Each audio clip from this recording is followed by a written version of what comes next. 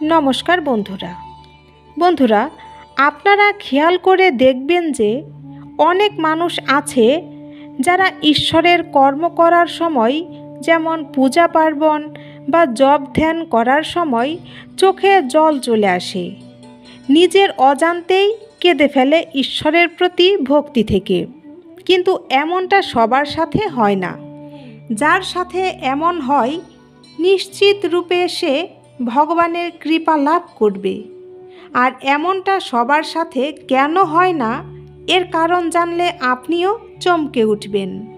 বন্ধুরা, প্রত্যেকটা মানুষের জন্মের সাথে কোনো না কোনো দেবতার আশীর্বাদ অবশ্যই থাকে, কিন্তু আমরা তা বুঝি না বা জানি না।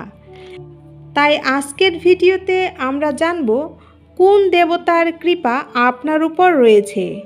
নমস্কার বন্ধুরা, বৈদিক নলেজ ইউটিউব চ্যানেলে আপনাকে জানাই স্বাগতম।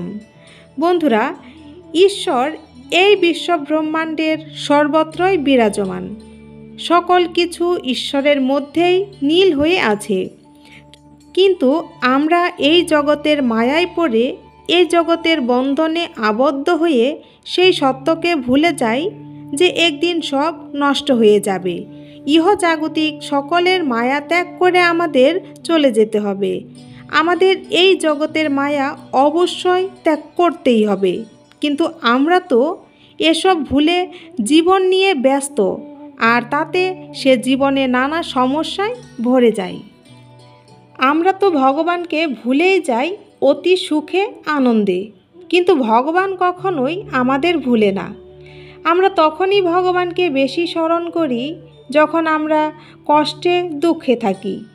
যে কোনো মানুষ দুঃখে এবং কষ্টেই ভগবানকে বেশি স্মরণ করে থাকে বা ডাকতে থাকে, কিন্তু তখন ভগবানকে ডেকেই সঙ্গে সঙ্গে দুঃখ দূর হয় না।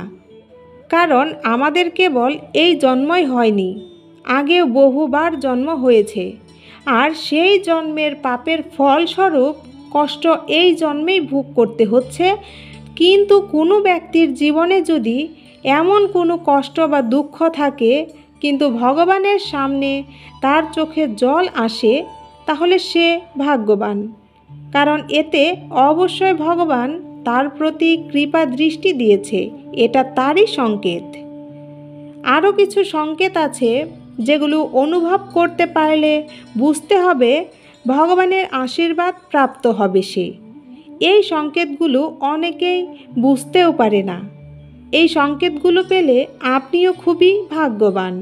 বন্ধুরা, কি এই সংকেত, চলুন জেনে নেই। প্রথম সংকেত হলো, যদি ভগবানের পূজা বা নাম কীর্তন করার সময় চোখে জল আসে বা মন থেকে কান্না আসে, তাহলে বুঝবেন ভগবান তার অন্তরে বাস করে, আর ভগবানের আশীর্বাদ তার সাথেই থাকবে। দ্বিতীয় হলো, যদি পূজা পার্বণ বা কোনো মন্ত্র জপের সময় আপনি তার মধ্যে ডুবে যান, ইহজাগতিক সকল চিন্তা ভাবনা ভুলে ভগবানের চিন্তায় মগ্ন হয় আপনার মন, তাহলে আপনি ভেবে নেবেন অবশ্যই আপনার মধ্যে ঈশ্বর আশীর্বাদ প্রাপ্ত করেছেন। এর জন্যই আপনি ঈশ্বরের নাম ধ্যান এবং তার গুণকীর্তনের মধ্যে একনিষ্ঠ হতে পেরেছেন।